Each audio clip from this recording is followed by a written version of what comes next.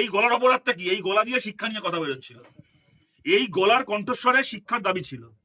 তাহলে এই ছেলেটা গুন্ডা, নাকি যারা এই শাবলের দাগটা দিয়েছে, যাদের হাতে শাবলটা ছিল, তারা গুন্ডা? পশ্চিমবাংলায় কি আব্দুল গুন্ডা, যে ছেলেটা তার এলাকার স্কুলের উন্নতি চেয়েছিল?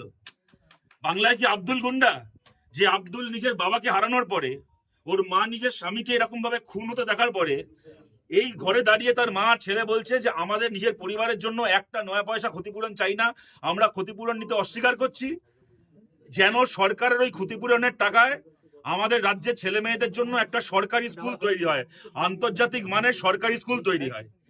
তাহলে স্কুল চাই যে ছেলেটা, সে কি গুন্ডা? নাকি স্কুল চাওয়ার জন্য যারা পিটিয়ে মেরে ফেললো সেই শুভেন্দু অধিকারীর দলের মণিমাণিক্যরা সত্যিকারের গুন্ডা? বিজেপি চায় না আমাদের দেশে আদৌ এডুকেশন নিয়ে কথা হোক, বিজেপি চায় না আমাদের দেশে পাবলিক এডুকেশন, সরকারি শিক্ষা নিয়ে কথা হোক। আপনারা জানেন যে আব্দুল সবার আগে স্কুলে গিয়ে স্কুলের যিনি হেডমাস্টার কাশীনাথ দে, না না না কাশীনাথ দে, তার কাছে গিয়ে বলেছিল যে আমরা দেশ জুড়ে সিজেপির ডাকে এরকম ভাবে আমাদের এলাকার স্কুলগুলোর কি অবস্থা, সরকারি স্কুলের কি অবস্থা, তাই নিয়ে আমরা একটা সিটিজেন্স ভিজিলেন্স, আমরা একটা নাগরিকদের পক্ষ থেকে তা একটা দেখতে চাই, আমরা খালি স্কুলটা দেখতে চাই কি অবস্থায় স্কুলটা চলছে। একজন হেড স্যারকে এইটুকু কথাও বলেছিল। পরের দিন যখন স্কুলটাকে দেখতে গেল তখন ওর জন্য বিজেপির গুন্ডারা ওখানে অপেক্ষা করছে। কারা এই একটা সাধারণ একটা সোশ্যাল ভিজিলেন্সের দাবি, কারা এখানে বিজেপির গুন্ডাদেরকে ডেকে আনলো? এখানে কাশীনাথদের ভূমিকা কি সেটাকেও খতিয়ে দেখতে হবে। পুলিশের ভূমিকার কথা তো আশুতোষ বললেন, এবং হাসপাতালের সিসিটিভি ফুটেজ, এই সিসিটিভি ফুটেজকেও বাজেয়াপ্ত করে যে কথাটা বলা হলো যে অনেকে যারা মেরেছিল ওরা যাদেরকে চেনে, আব্দুলের মা চিনতে পেরেছেন, আব্দুল চিনতে পেরেছে, এদের নাম বলে অভিযোগ করা হয়েছে, তারা বাদ দিয়েও যারা যারা এই ঘটনায় জড়িত তাদের ফুটেজ সিসিটিভিতে এখনো পাওয়া যেতে পারে।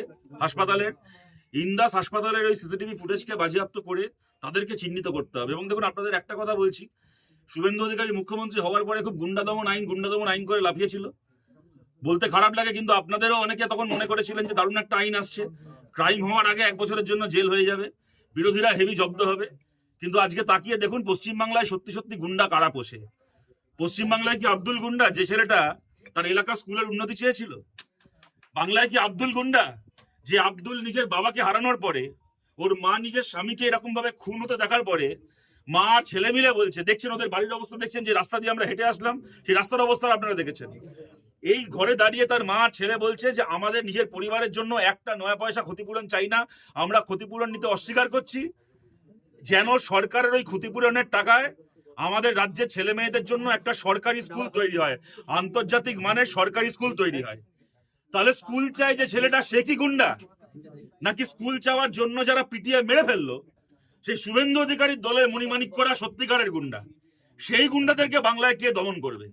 এবং দেখুন, একটা কথা আপনাদেরকে বলছি, আজকে পশ্চিমবাংলায় গত 10 বছরে 15 বছরে সরকারি শিক্ষা ব্যবস্থার অবস্থা কি হয়েছে আমরা সবাই জানি।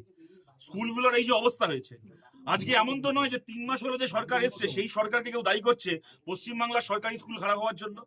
আমি খুব খোলা মনে এটা বলছি, এই সরকার তো সবে দায়িত্ব নিয়েছে, এটা তো সবে কাজ করতে শুরু করেছে। আজকে পশ্চিমবাংলার সরকারি স্কুলগুলোর এই বেহাল অবস্থা তো গত 10-15 বছরে হয়েছে, সেই কথা বলে তো বিজেপিও গত বিধানসভা ভোট লড়েছে। তাহলে সেই অবস্থাকে নিয়ে যদি আজকে আব্দুল কথা বলে, তাহলে ওকে কি ওর বাবাকে পিটিয়ে মারার দরকার কি? তার একমাত্র কারণ হচ্ছে বিজেপি চায় না আমাদের দেশে আদৌ এডুকেশন নিয়ে কথা হোক, বিজেপি চায় না আমাদের দেশে পাবলিক এডুকেশন, সরকারি শিক্ষা নিয়ে কথা হোক, বিজেপি চায় না আমাদের দেশে পাবলিক এডুকেশন সিস্টেম, সরকারি শিক্ষা ব্যবস্থা নিয়ে কথা হোক, বিজেপি চায় না আমাদের দেশে পাবলিক হেলথ সিস্টেম, সরকারি স্বাস্থ্য ব্যবস্থা, সরকারি হাসপাতাল নিয়ে কথা হোক, রাস্তাঘাট নিয়ে কথা হোক। কালকে হিন্দু মুসলমান ইমাম ভাতা হবে না পুরোহিত ভাতা হবে, পুজো কমিটি টাকা পাবে নাকি মহরম কমিটি টাকা পাবে, এই নিয়ে রাজনীতি হোক, বিজেপি সবার আগে চলে আসবে। আর একটা ছেলে এসে ইমাম ভাতা, পুরোহিত ভাতা, মহরম আর মহরমের তাজিয়া আর পুজো কমিটির চাঁদা এইসবের বাইরে গিয়ে এলাকার স্কুল নিয়ে কথা বলছে, মানে তার থেকে বড় অপরাধী কেউ নেই। তাকে চড়াও হয়ে তাকে মারতে হচ্ছে, তার বাবাকে মেরে ফেলতে হচ্ছে। ওর গলার দাগ আপনারা দেখছেন, শাবল দিয়ে গলায় মারা হয়েছে। আপনারা জানেন একটা কারুর গলায় যদি এইভাবে শাবল দিয়ে মারা হয় কি উদ্দেশ্যে মারা হয়ে থাকে?